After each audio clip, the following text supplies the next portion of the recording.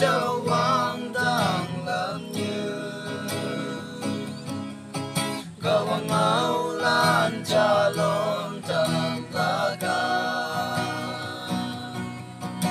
ada wa kristal antel man joy sa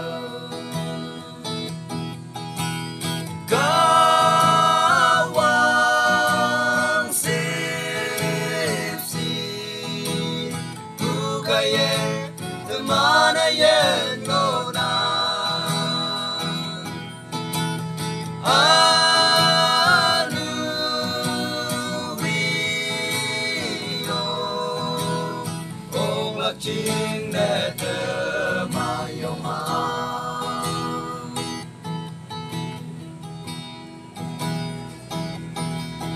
kawang pagkasaw mayong bulan windu ameng maeaw kala ayang puy ataw nan o bulan adawaya jing mong meling bulan kawang sipsi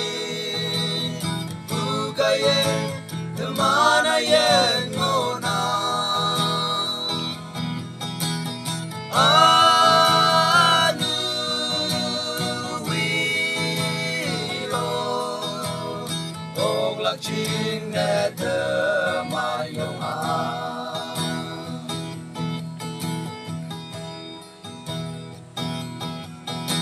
sa metay sip sa bukaye ikasaw chalo nano ina sa metoy saw ayan jame mangubuyan dan lakteman kaisaw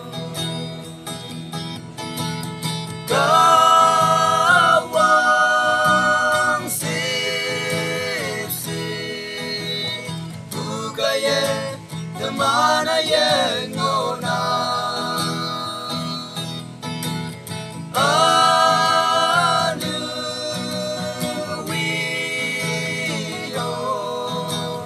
ong lak ching ne te mayong